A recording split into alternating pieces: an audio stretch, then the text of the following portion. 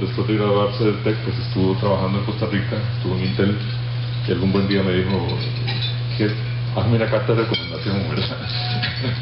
Y se fue para Japón un montón de años a hacer una maestría y se quedó a hacer estudios culturales en la Universidad, el Instituto Tecnológico de Kyushu, y ahí investigó sobre las bases de lo que vamos a ver hoy, sobre análisis de datos masivos, ¿sí?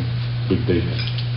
Y bueno, tal vez nos cuenta después un poquito la historia de la investigación que hacía en aquella época. Entiendo que era sobre código, ¿verdad? Y similitud entre código y cosas por el estilo.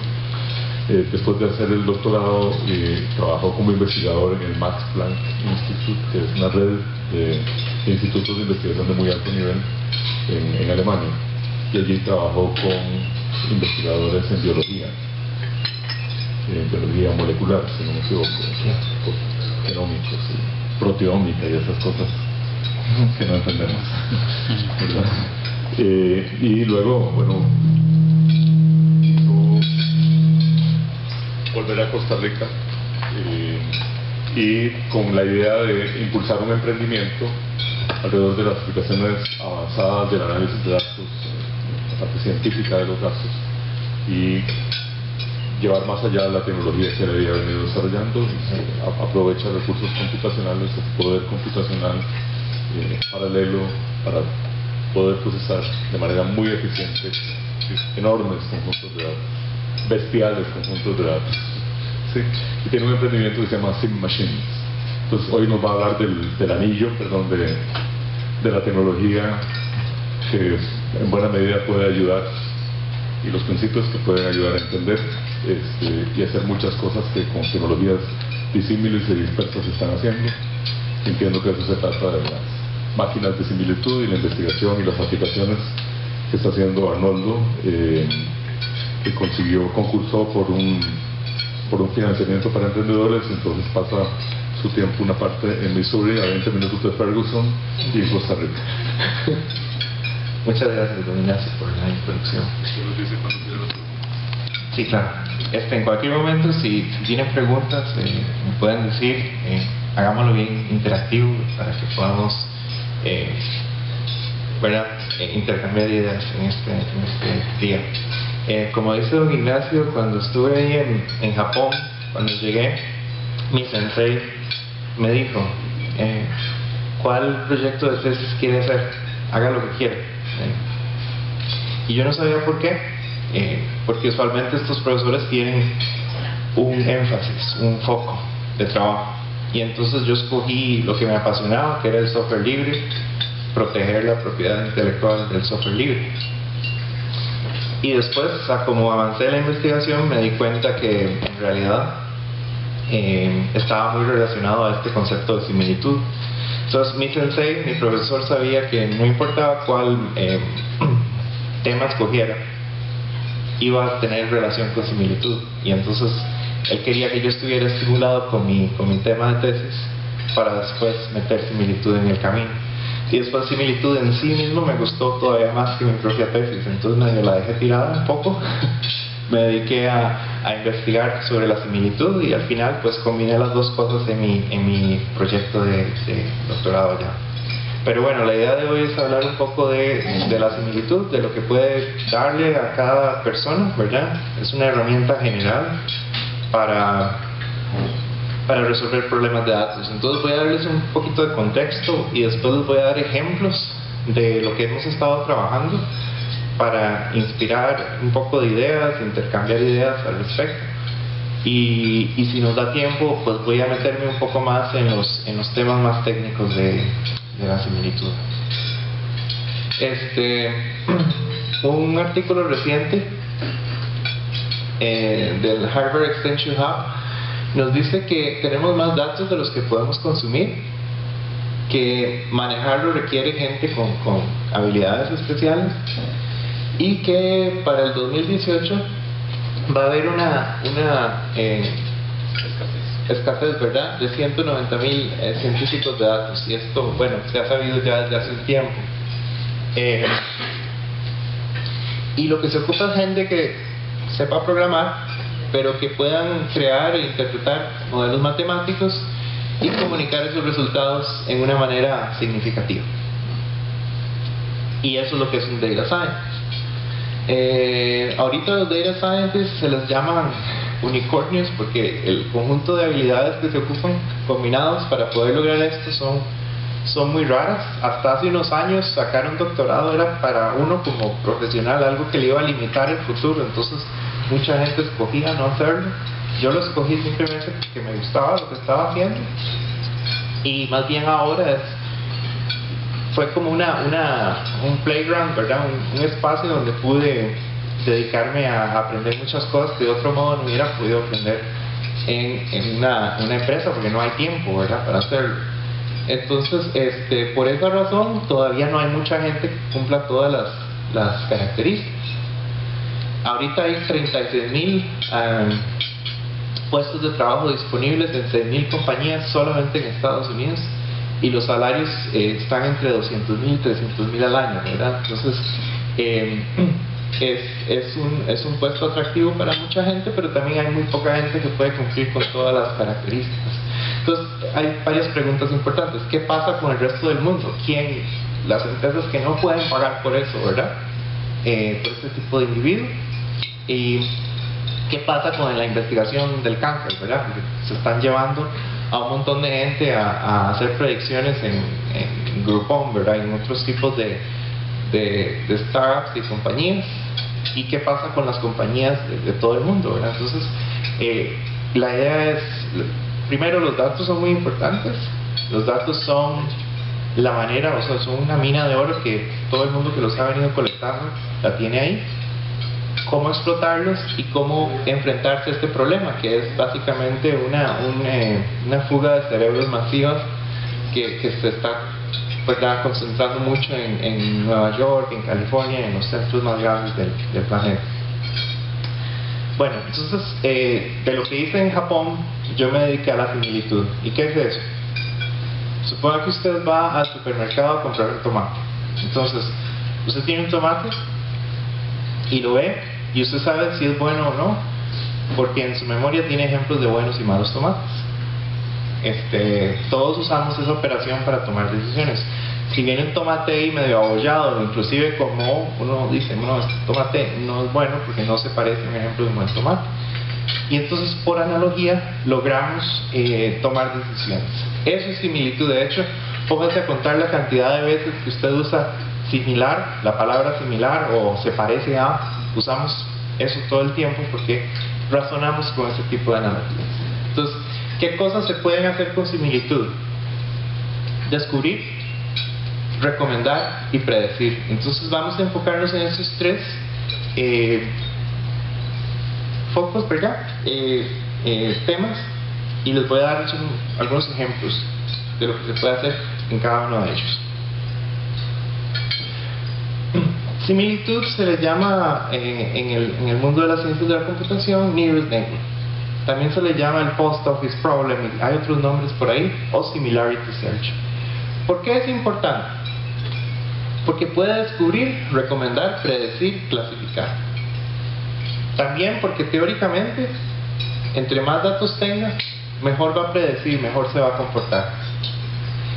Y también es el único método de machine learning que puede ser accesible y se puede entender por la población en general. Yo les acabo de hacer la explicación del tomate, ¿verdad?, y es muy sencilla y ya lo entendieron. Y si ustedes se ponen a pensar, bueno, cuando le estoy asignando el crédito a una persona en un banco, bueno, si esta persona se parece a esta y este fue un buen cliente, pues posiblemente tiene un buen crédito también. Entonces uno puede aplicarlo en muchas cosas. Y también la similitud puede hacer muchas más cosas que el data mining tradicional y el BI, y vamos a ver un poco de eso.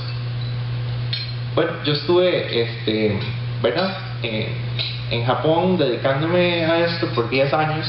Mi pasión era levantarme todas las mañanas pensando cómo hago para que la similitud sea más rápida, porque el problema que tiene similitud es que pónganse a pensar en una biblioteca.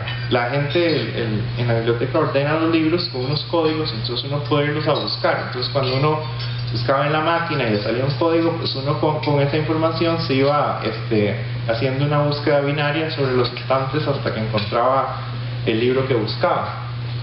Eso no se puede hacer con similitud, porque una vaca y un perro, pues tal vez en tamaño sí, la vaca es más grande, pero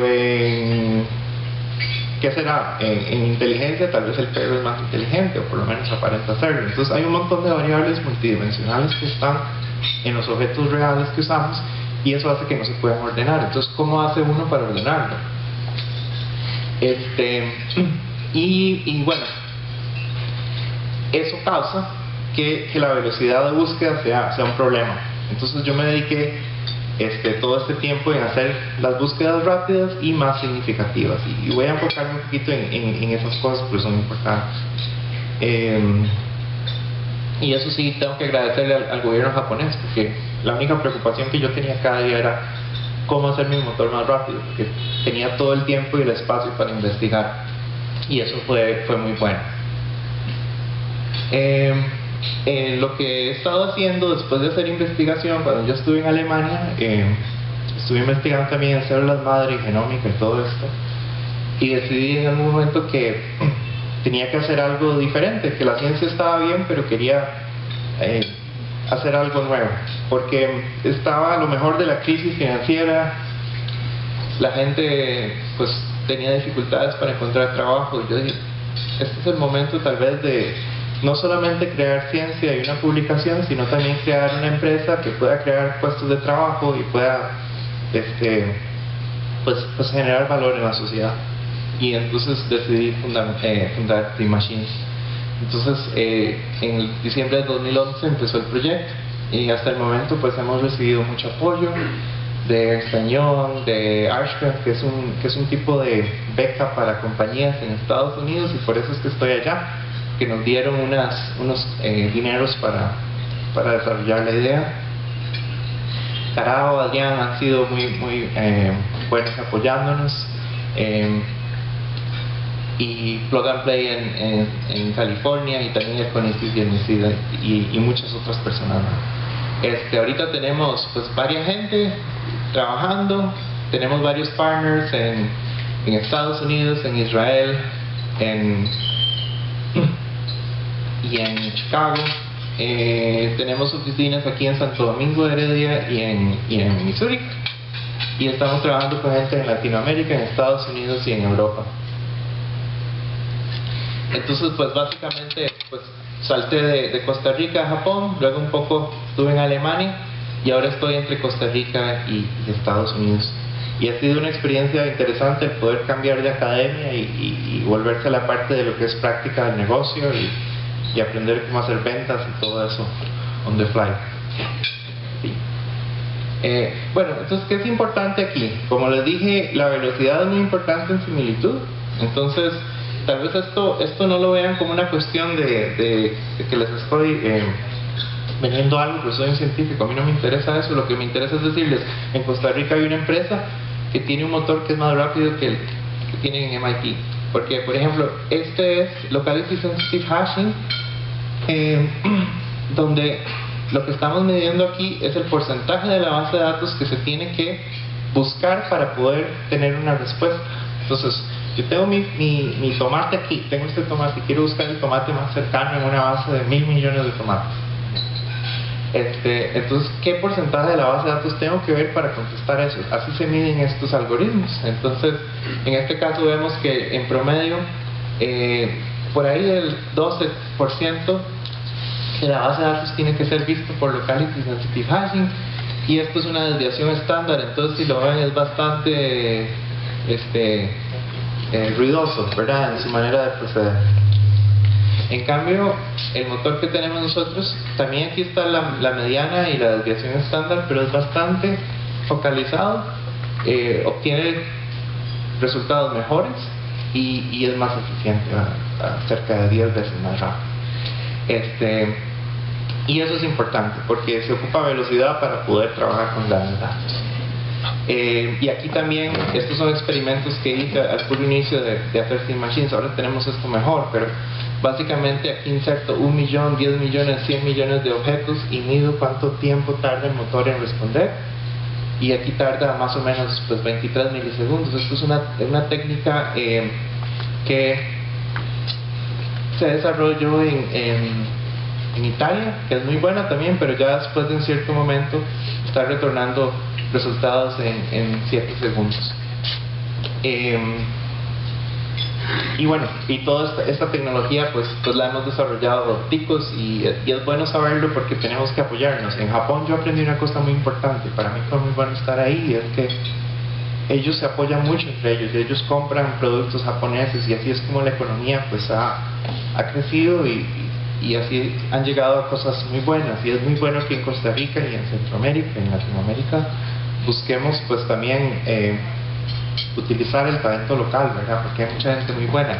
En mi experiencia en diferentes lugares, lo más importante que aprendí, lo aprendí aquí, ¿verdad? Entonces yo creo que es importante tener eso en mente, más que ustedes pues están en empresas que podrían contratar servicios de empresas locales de aquí de Costa Rica, ¿verdad? No estoy hablando por mí, sino por todos los que están, ¿verdad? Bueno, están.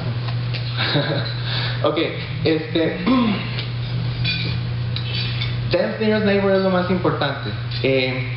Cuando yo le hablo a un Data Scientist, ahora que estaba en Londres hace como 1 mes y medio, me senté con un Data Scientist de la empresa o la organización que organiza el .uk, y yo le dije: ¿usted cómo hace para hacer predicciones en su campo?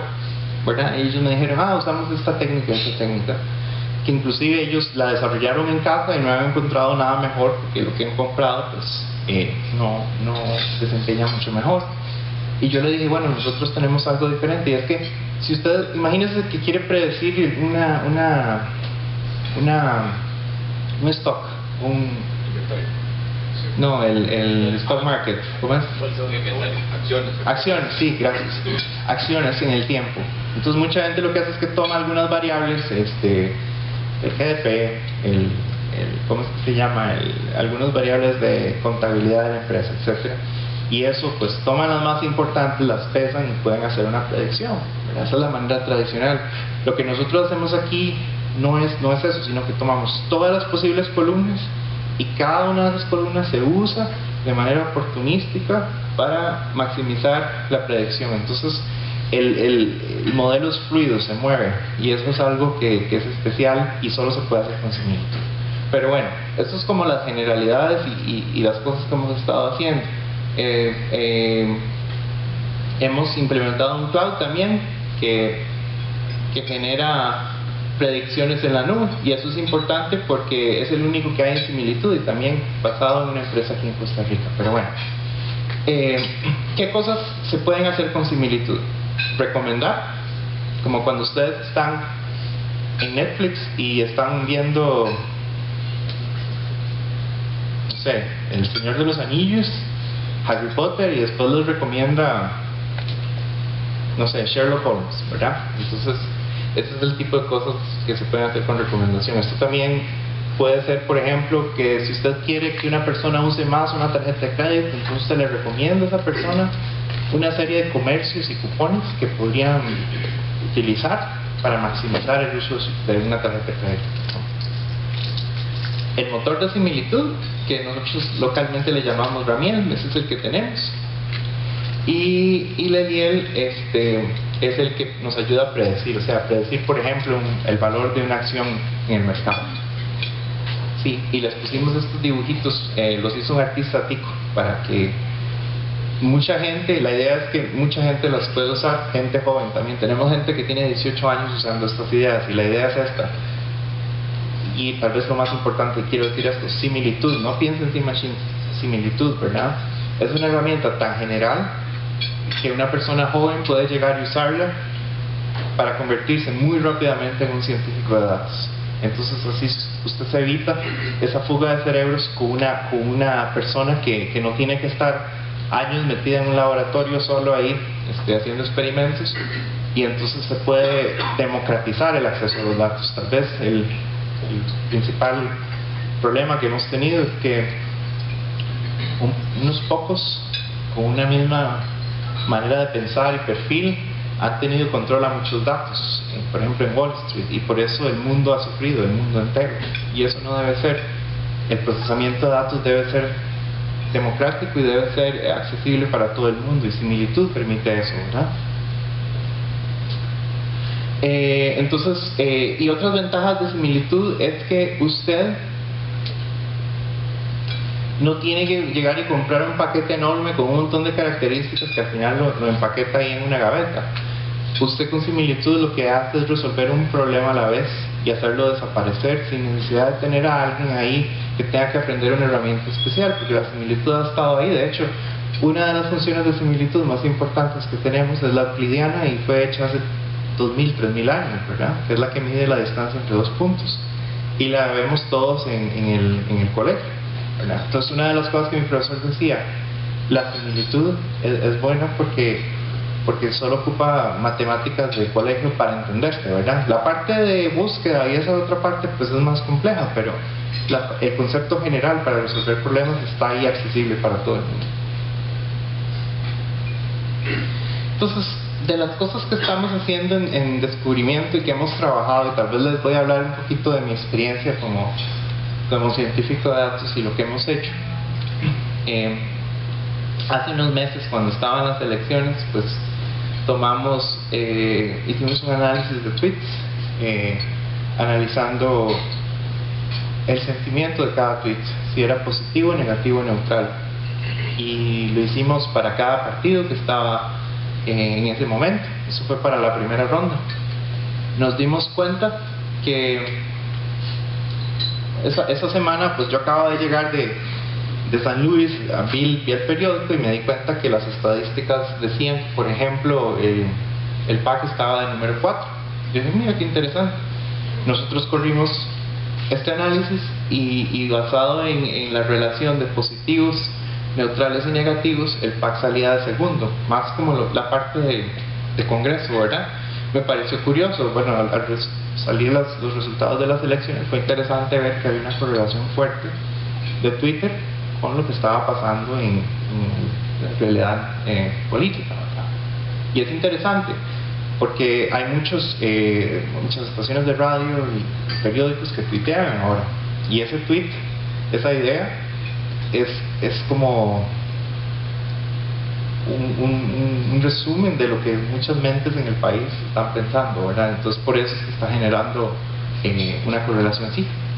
No puede ser que los medios, según el mensaje que están estructurando, positivo o negativo, influyan en los tweets de la gente que replica. Eso puede pasar también. Nosotros hicimos una serie de filtros para compensar efectos generados en eso, ¿verdad? Pero sí, hay mucho ruido, ¿verdad? En general. Sí. Auditoría. Este es tal vez el proyecto de los más grandes que hemos trabajado, y tanto a Francisco Quesada está ahí, él es mi Chief Architect de nube, trabajamos juntos en esto. Resulta que ICANN, que tuvo aquí una reunión hace como 2 años, estaba con el proceso de los GTLDs, ¿verdad? Los GTLDs son los nuevos dominios, que serían, en vez de tener solamente .com, .net, .org, cuando ustedes escriben en la barra de internet, vamos a tener .green, .secure, .club, un montón. De hecho son 1900 nuevos dominios. Entonces, si nosotros, por ejemplo, queríamos tener .similarity, pues teníamos que pagarle a ICANN $200,000 y decirle a ICANN, considéreme para este proceso.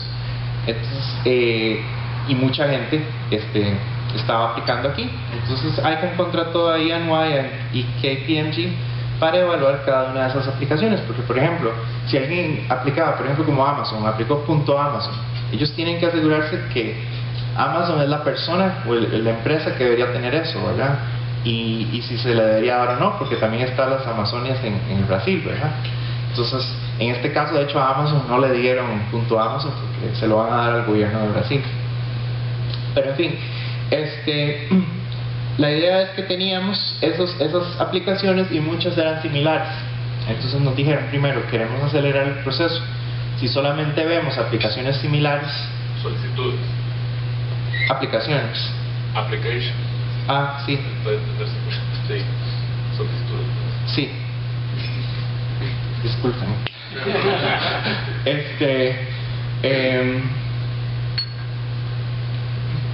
La idea era encontrar elementos comunes en ellas para que la persona que estaba revisándolas solamente viera las partes que eran diferentes, por decirlo así. Entonces solamente lee una y al leer una resuelve 300.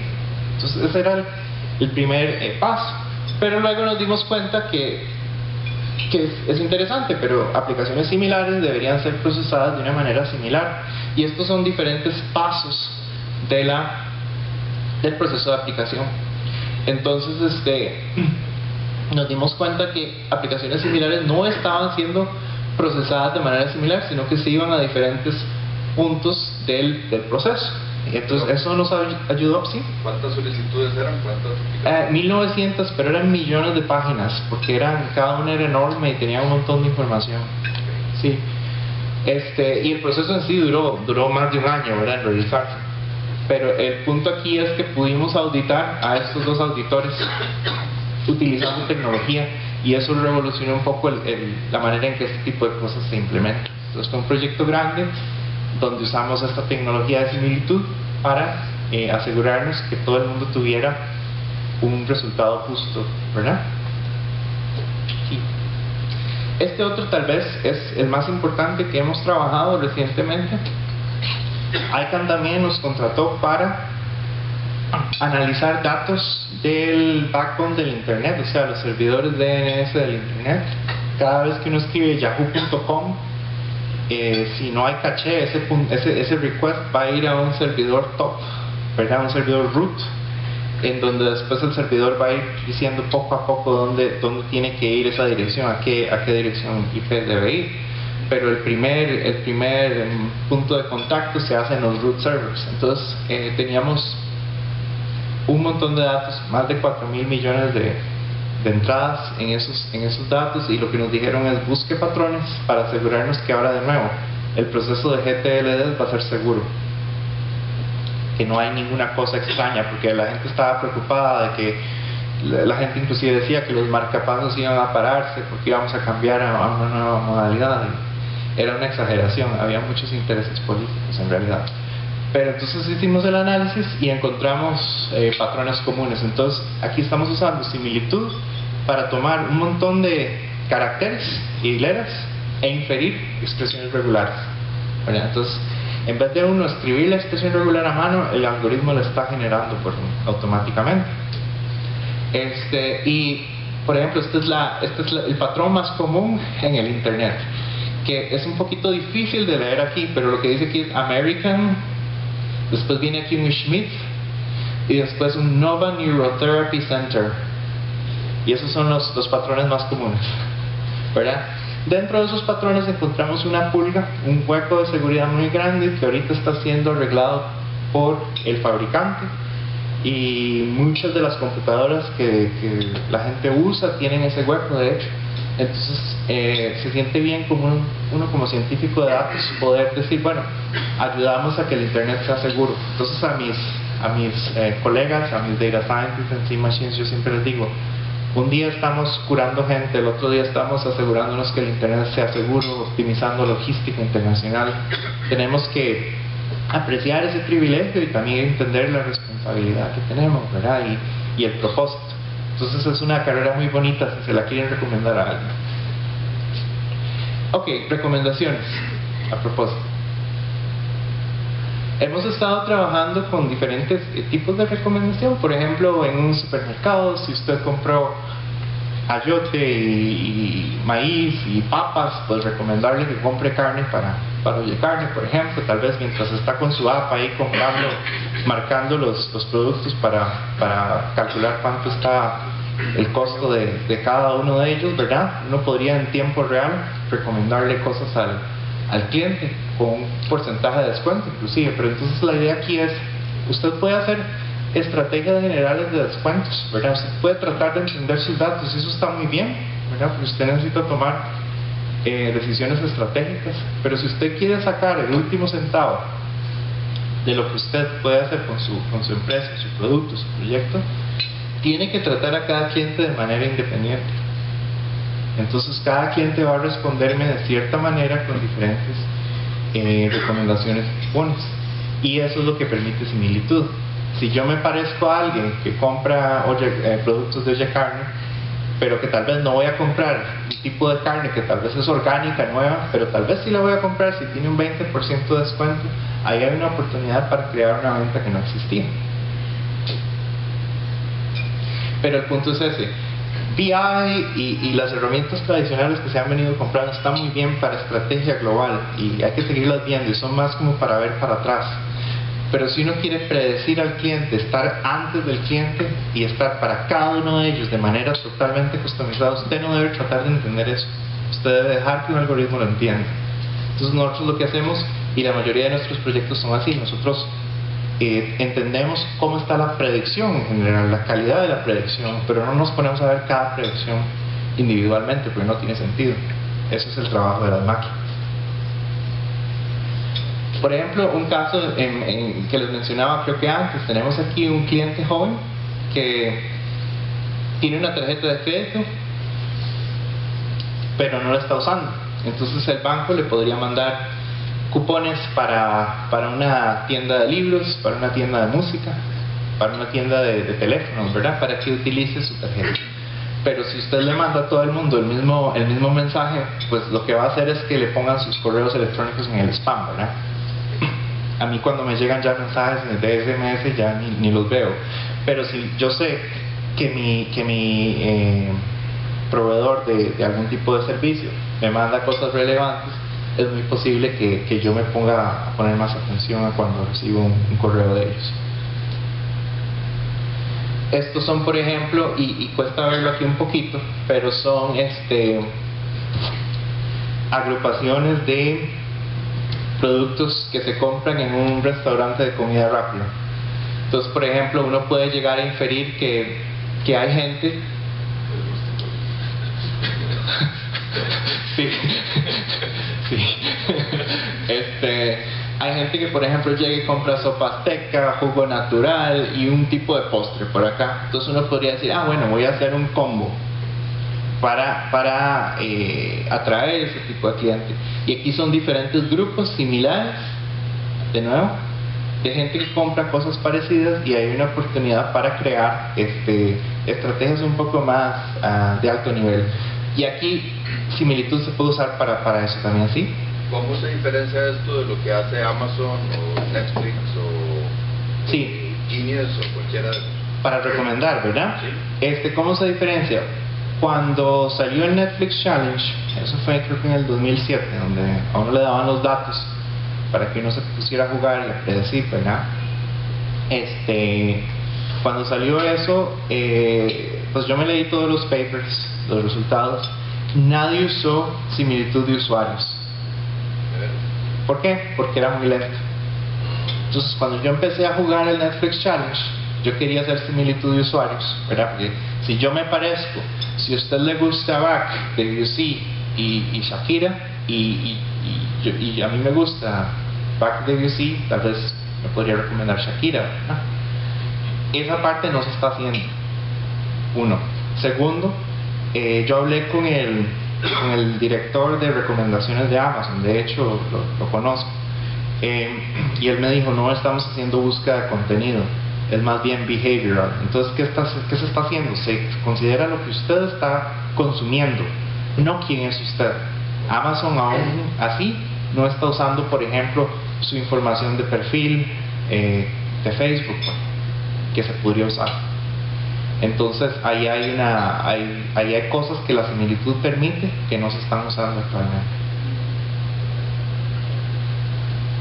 Y también pues un poco de los mensajes políticos, ¿verdad? Es abstraer un poco los conceptos que salen a muy alto nivel.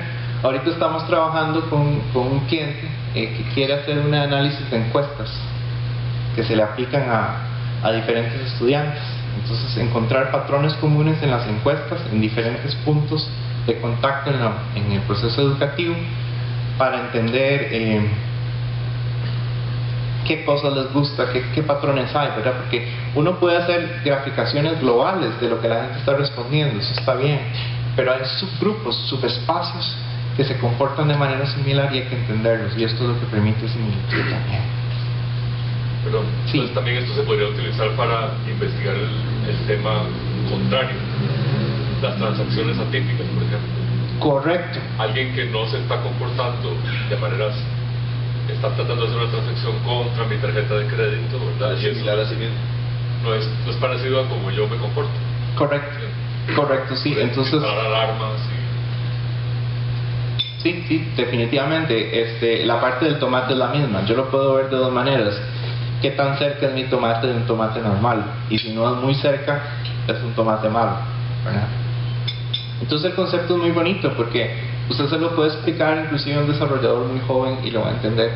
Y así se puede básicamente compensar o crear toda una infraestructura de data science de una manera razonable y escalable. Y ahí no hay nada patentable en similitud. Sí, hay muchas cosas que se podrían patentar. Yo he decidido hacerlo como un trade secret, ¿verdad? Porque en el momento que usted la patenta ya se lo dio a todo el mundo. Entonces nosotros mantenemos el código en lugares muy seguros y por esa razón, porque creemos que tenemos una ventaja competitiva. Pero es la velocidad, no es el concepto. La velocidad es un pilar, que es el que he venido trabajando mucho tiempo. El otro es la calidad de las predicciones. Entonces, ahorita tal vez puedo hablar un poquito más de eso, pero nosotros hemos creado una función de distancia universal. Como un Hamming distance que tiene más variables. No, es una función que, por ejemplo, imagínense una tabla Excel donde está diferentes propiedades de un cliente, edad, información socioeconómica, hasta el currículum. Ponga que es una aplicación de trabajo, tiene el currículum y nosotros podemos tomar todo eso, procesarlo de una manera fluida, donde las columnas tienen diferentes pesos en diferentes momentos para maximizar la predicción. Entonces, por ejemplo, y ahorita les puedo hablar más de eso, pero tengo un cliente que está prediciendo cáncer basado en sangre, en una muestra de sangre. Si usted usa Weka, que es el toolkit de open source, ¿verdad?, para data mining, yo hice 8.192 experimentos con 30 diferentes algoritmos y nos dio el máximo 62%. Mi función universal puede lograr más del 90% de éxito. Entonces ahí está la diferencia.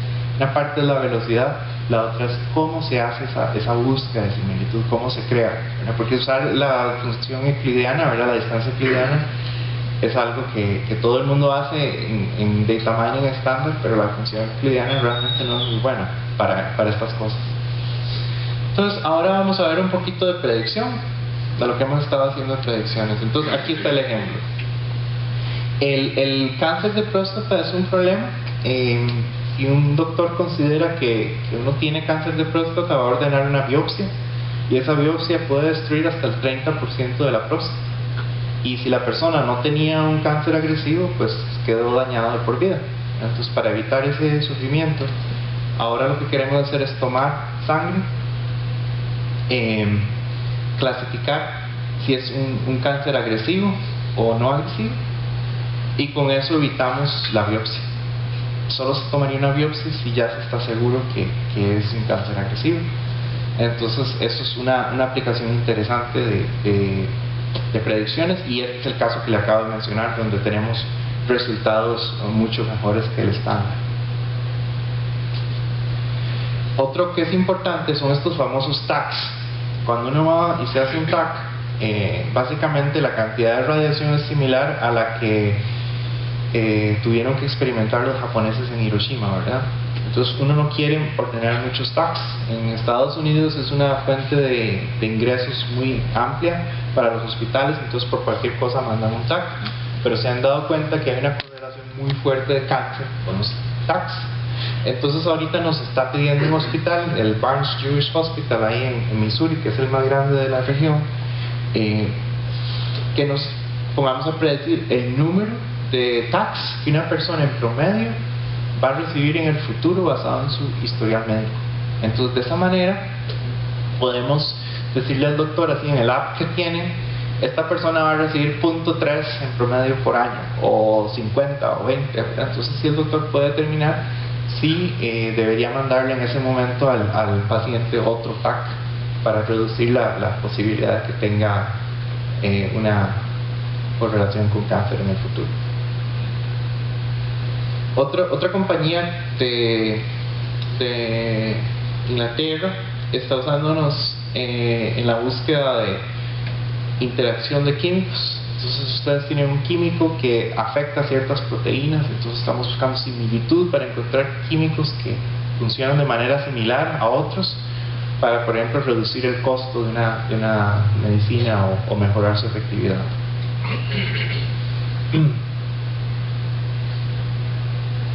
Y este es el caso interesante que hemos estado trabajando con currículums, porque muestra cómo una idea tan esencialmente sencilla puede ser muy poderosa. Compañías en Estados Unidos como Rackspace están recibiendo cerca de 200,000 currículums cada 6 meses, cada 3 meses. Es demasiada cantidad de información para procesar de manera manual, entonces están perdiendo muy buena gente y su staff de recursos humanos no da abasto. Entonces, nos pidieron que les ayudáramos con un predictor para currículums. Entonces hemos trabajado en un predictor y es la misma tecnología universal, ahí no estoy cambiando nada, simplemente la pongo con currículums. Entonces recibimos el currículum con algún tipo de metadatos y usando el clasificador podemos predecir si Rackspace va a contratar o no a esa persona. Y en este caso pues estamos teniendo resultados de entre 86 y 90% de éxito, y eso le ayuda a Rackspace porque de ese modo no tiene que estar manualmente revisando todo, sino que simplemente abre un tipo de GUI, como cuando uno hace un booking ahí en booking.com de un hotel, ¿verdad? Que uno escoge el número de estrellas. Entonces aquí en vez de estrellas es contratado o no contratado, y así se filtra, ¿verdad? Entonces uno nada más pone los temas que quiere y pide los que tengan más probabilidad de ser contratados, y entonces así se reduce un poco el trabajo. Aquí te meteríamos a la cuartazo. ¿Ah? Aquí te meteríamos a la cuartazo. Ah, sí, por dicha ellos no están aquí. Sí. No, pero a IBM le pasó con el examen de aptitudes hace 30 años. ¿Ah, sí? Claro, los obligaron a quitar el examen de aptitudes porque había una posibilidad pequeña de que un buen candidato saliera mal en el examen de aptitudes. Y IBM, si usted sería mal en examen de aptitudes, no te hablaban, ya vayas, no voy a dar el curso, no quiero saber de usted. Esa posibilidad de cometer una discriminación will be used against you. Y se puede usar entonces el hecho del costo adicional para que la sala cuarta me dé plata también, para contratar a gente que me ayude a revisar. No, es un problema. Sí. Ok, bueno, y esto es lo que nos pidió el cliente para trabajar. Otra cosa es, por ejemplo, hay muchos productos que ahorita están llegando al país a través de estas empresas que tienen PO Box. Entonces uno lo que puede hacer es ayudar a optimizar el proceso prediciendo el tipo de impuesto que debe pagar un producto al entrar al país. Inclusive cuando uno llega ahí y manda algo por correo que siempre lo paran ahí en aduanas, pues ese tipo de cosas se puede usar para acelerar el proceso, para que sea un poquito más eficiente. Con la descripción nada más, con puro texto. Sí. Entonces, por ejemplo, si un monitor que tiene solamente VGA casi no paga impuestos, pero si tiene HDMI paga como el doble, ¿verdad? Que es un producto de lujo, ¿verdad? Entonces, este tipo de cosas se pueden hacer. Y esto es solo texto, ¿verdad? Y tal vez alguna otra metadata, pero nada más. También para crédito, ¿verdad? Tomar un cliente que es confiable y decir, bueno, este cliente es más, ¿verdad? Es el mejor tipo de cliente o no, ¿verdad? Ese tipo de cosas se pueden hacer basado en información general que tengan, puede ser edad, puede ser estado civil, ¿verdad? Que eso sería un valor simbólico. número de miembros de la familia, etcétera, etcétera. Se puede usar toda esa información y nosotros la acomodamos de manera automática para predecir el mejor resultado. Entonces no hay que estar haciendo un estudio y un análisis complejo para cada caso, sino que se hace en un par de horas. De hecho, nuestros prototipos tienden a durar un par de días máximo, y así podemos pues industrializar el proceso. Otro tipo de cosas en este caso también es predecir el número de veces que uno tendría que llamar a una persona para colectar un pago, ¿verdad? También a la hora de dar préstamos. Entonces este es el tipo de cosas que se pueden hacer. En conclusión, pues la similitud es simple, es poderosa, es moderna, es efectiva, es escalable. Ustedes pueden enseñarle a gente acerca de similitud en relativamente poco tiempo y se pueden empezar a poner a hacer predicciones y cosas complejas muy rápidamente. Y por eso yo le llamo una herramienta que puede gobernar a muchas, porque cuando yo veo los infographics del montón de cosas que se tienen que aprender para hacer un data scientist, yo me pongo a pensar, sí, a mí me tocó pues estudiar esas cosas, pero con similitud se puede resolver. La mayoría de esas características están incluidas en similitud. Es muy flexible y es conveniente para usar con datos. Y eso sería la parte en general de casos de uso. No sé si tienen algunas preguntas. Ronaldo, ¿cuál es el reto más grande que tenés en este momento? El reto más grande que tengo en este momento. El reto más grande ahorita es educar, es decirle a la gente, si usted invirtió tanto en bases de datos que guardan sus datos y en reportes que le ayudan a tomar decisiones estratégicas, piense ahora el siguiente paso, que es accionar individualmente a cada uno de esos elementos clientes, porque eso le va a dar la competitividad que usted necesita en esta nueva etapa, ¿no? Ese tal vez es el punto donde estamos en un momento de transición. Okay. Y otra pregunta de seguimiento. ¿Competidores que hagan algo similar a lo que está haciendo? Sí, hay dos empresas en Estados Unidos que tienen una especie de similitud. El punto es que no tienen métricas ni pseudométricas, o sea, solo soportan la distancia euclidiana, y eso es muy limitante. Y como la distancia euclidiana está sencilla, sin ningún tipo de provisión adicional, hay que invertir semanas o meses customizando esa función de distancia para poder lograr sus resultados. Entonces lo que yo hago en una tarde, a ellos les toma un montón más de tiempo porque hay que trabajar más duro. Y esto, digamos, en general lo que es similitud.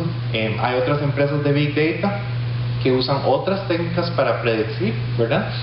Pero la idea de usar similitud es lo más importante, es porque yo puedo llevar eso a una fábrica, ¿verdad? Llevo mi appliance que predice, por ejemplo, si un producto está bien o no, y la gente de la fábrica va a poder entender qué está haciendo, porque yo le puedo dar ejemplos de este producto no está bien porque se parece a este que estuvo considerado como malo, y este ingeniero determinó esto. Podemos auditar el proceso. El algoritmo no va a llegar a hacer cosas locas, como por ejemplo una red profunda en este momento son muy complejas, hay como 20 expertos en el mundo, ¿verdad? Entonces manejar eso tiende a ser más complicado.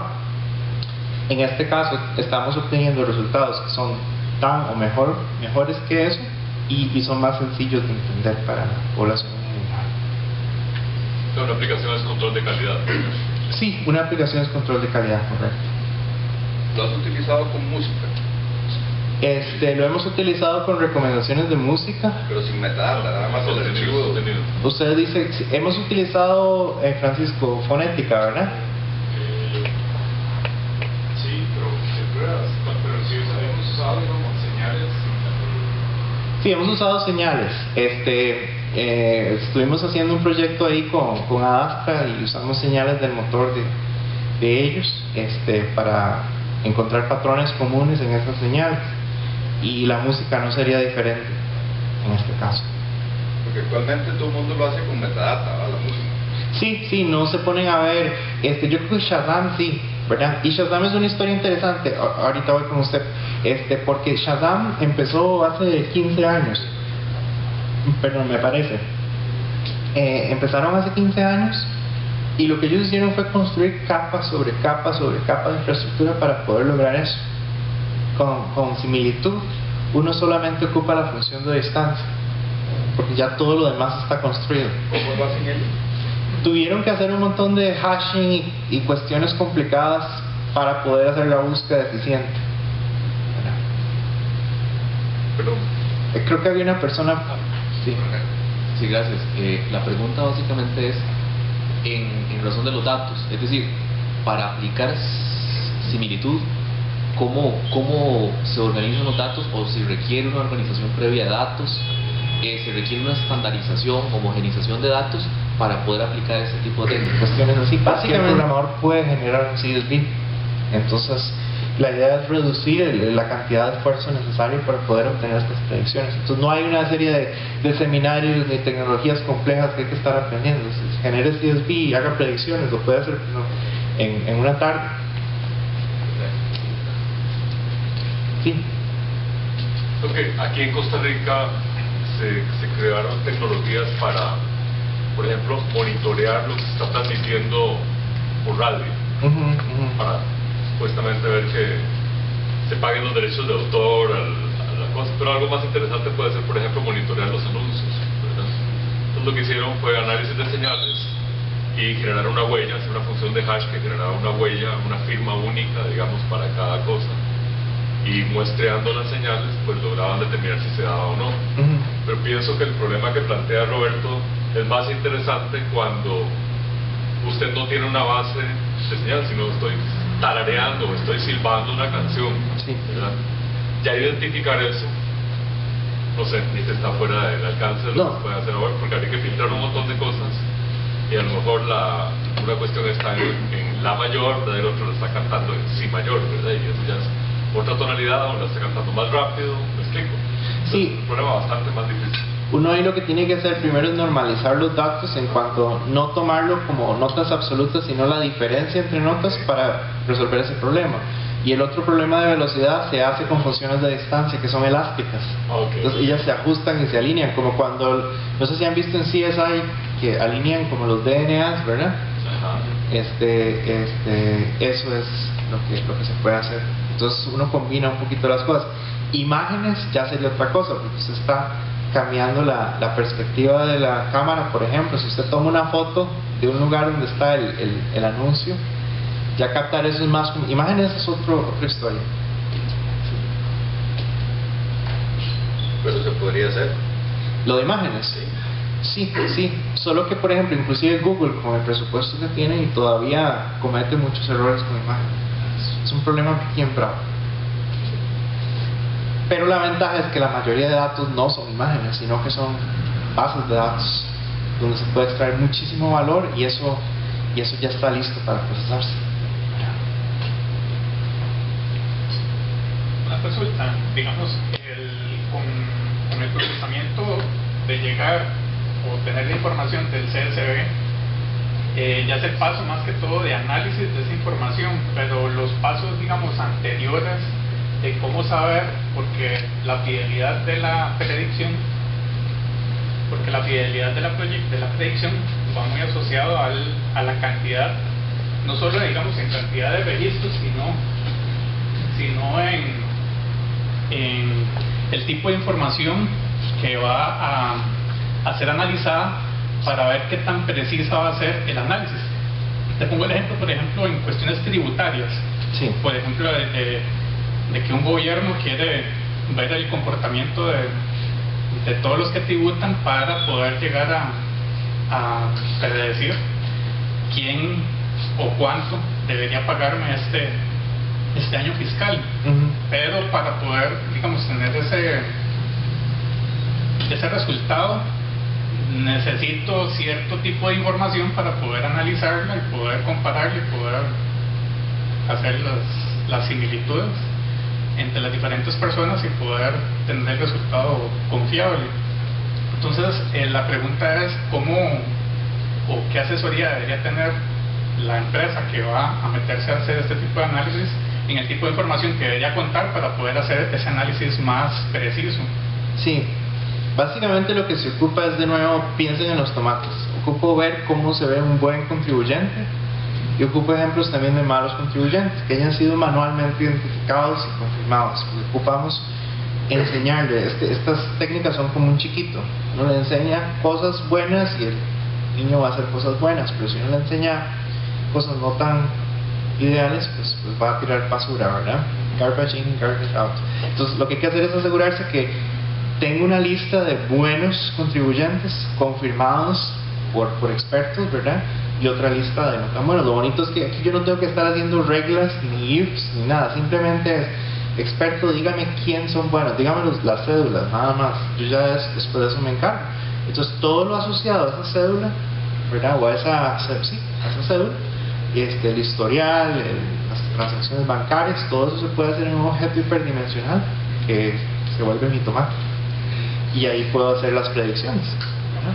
Pero siempre, imagínense la tabla Excel y al final, la pura última columna tiene bueno o malo. Buen contribuyente, mal contribuyente. ¿Perdón? Puede ser en algunos, que son los que van a servir de ejemplo. Son los que serían de entrenamiento. Hay un montón que no sabemos, pero para eso está el algoritmo, ¿verdad? Entonces, imagínense que la tabla después va a venirme sin esa columna y yo se la voy a llenar. El algoritmo se la va a llenar. ¿Alguien más levanta la mano? Para comprender el modelo de negocio de Sigma Chi. Sí. En este sentido, digamos, si yo soy un cliente, digamos, y yo no tengo muchísima información y necesito, si yo soy un cliente y tengo muchísima información y tengo que seguir, o tengo esa gran oportunidad que vos indicabas de pasarme el reporteo a apalancar esa información, ¿verdad? Para tener mayor competitividad y mejorar mi toma de decisiones. En este caso, Sigma Chi no solo me da, por decirlo así, la funcionalidad o los programas o la tecnología, sino que también ahí se va a encargar de hacer esos análisis, o dentro de la empresa yo puedo desarrollar un grupo, ¿verdad?, que empieza a saber qué hacer con cómo aplicar Sigma Chi, ¿verdad? O eso es paulatino. No sé si me logré explicar. Sí, lo que hemos encontrado que funciona mejor es esto. Es primero entender el negocio, entender dónde está el low hanging fruit, o sea, el tipo de datos que le puede dar más valor a su empresa, ¿verdad? Entonces, una vez identificado, nosotros pues extraemos los datos con ayuda de su equipo. Ellos ya tenían acceso a las bases de datos. Les explicamos el formato que ocupamos, que es muy sencillo, es una tabla Excel, ¿no? Y después nosotros hacemos un reporte donde le decimos, bueno, el sistema funciona X% del tiempo, ¿verdad?, o predice dentro de estos rangos, ¿verdad?, o le va a hacer ganar tanto, básicamente. Y entonces así se resuelve un problema. En ese proceso ya su grupo entendió cómo hacerlo, ¿verdad? Entonces así es como se matan dos pájaros de un solo tiro. Se hace el entrenamiento a la vez que se resuelve un problema, y en el siguiente problema igual se puede volver a hacer hasta que el equipo... Hasta que ya se alcance la madurez. Sí, porque son interacciones muy cortitas, es lo bonito. No es que usted tiene que mandar al equipo ahí a Finlandia a aprender un paquete complejo. Se hace todo remotamente y súper rápido. Sí, tal vez ahí el cuidado que uno siempre tiene cuando se hacen herramientas estas, así que parecen como mágicas, es quitarle al usuario el concepto de que aprieta un botón y se hace todo. O sea, tengo que entender el negocio, tengo que entender ciertas cosas. O sea, me facilita mucho, pero tengo que entender cuál es el concepto de similitud, digamos, desde el punto de vista de la organización. Claro, y eso siempre, o sea, no es una varita mágica, ni no es un paquete que usted compra. Nosotros lo que estamos diciendo es, mejor resolvemos un problema a la vez. Nuestro equipo de consultores está ahí siempre. Entonces es una combinación de un producto, pero también de gente que va a hacer que el problema desaparezca o la oportunidad aparezca, ¿verdad? Okay. Sí. Gracias.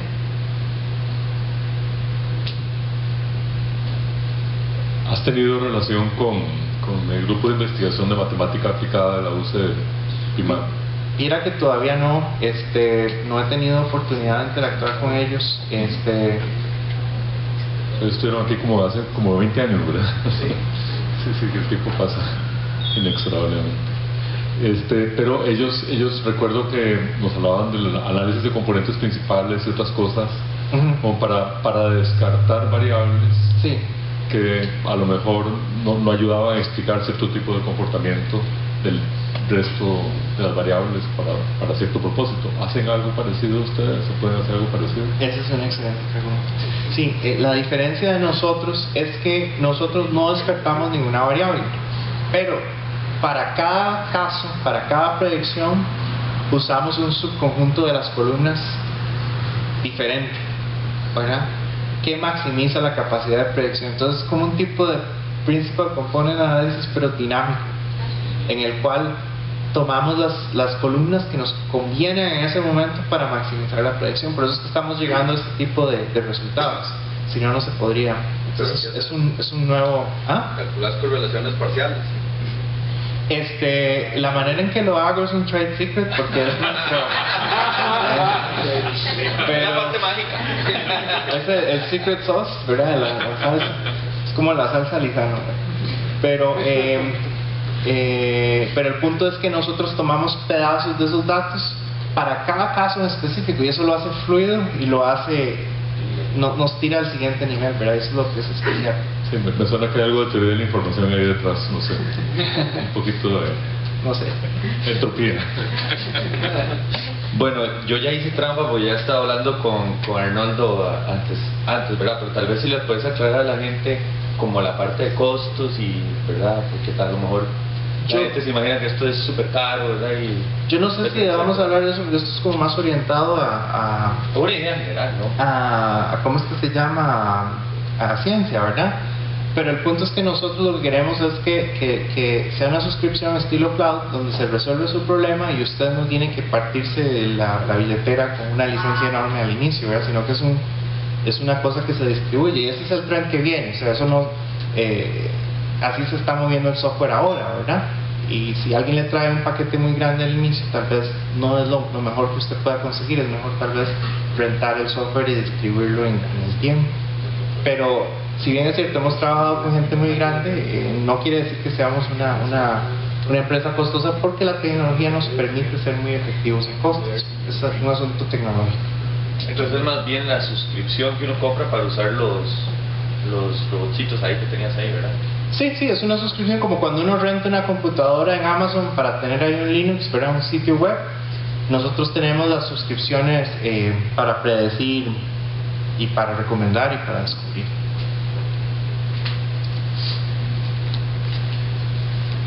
¿Puedo hacer preguntas académicas? Hay licenciamiento académico. No, mira, hay una gran cantidad de personas interesadas en análisis de datos, inteligencia de negocios en Costa Rica, y pienso que hay un particular talento en esto. De hecho, aquí hay uno de los estudiantes que anda por esa línea, ¿verdad? Y además creo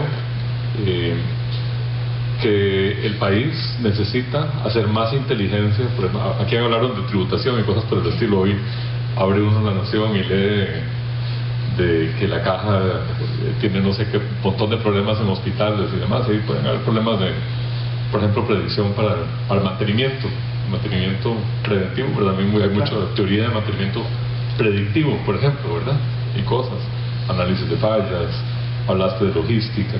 Pues de pronto podría haber una forma tal vez de juntar pienso en estudiantes de maestría, doctorado que hay en el país, la tecnología de ustedes, y hacer investigaciones de aplicaciones y cosas por el estilo que le ayuden a mejorar a muchas entidades públicas,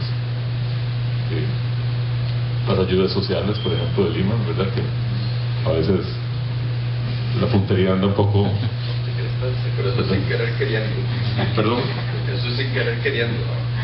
No, está bien, hay gente que recibe ayuda si no la necesita, hay gente que la necesita y no recibe la ayuda, ¿verdad? Entonces mejorar la puntería sería algo muy interesante en este país. En fin, hay muchas cosas. Y ahora que se va a reactivar, por ejemplo, las investigaciones clínicas en Costa Rica, ¿verdad? Bien interesante podría ser juntar la investigación biomédica con los matemáticos, los estadísticos y los informáticos que hacen ciencia de datos, y de pronto lograr hacer con mucha mayor precisión ese tipo de investigaciones, lo mismo que farmacología. Un aliado potencial también es la maestría en bioinformática de la UCR.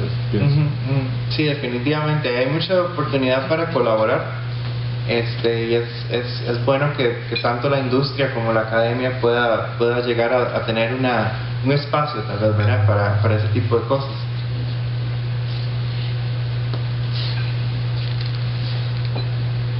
No sé si tienen alguna otra pregunta más. Bueno, de nuestra parte, pues muy agradecidos, Arnoldo. Como profe y amigo, pues felicitaciones. Ojalá vaya muy bien todo esto y logres que en Costa Rica tu predicación tenga algún tipo de seguidores, ¿verdad? Porque los profetas a veces no son muy buenos en su propia tierra, pero ojalá eso no suceda. Hay que cambiarlo también. No, nada más agradecerle, realmente es muy impresionante. Muchas gracias. Gracias.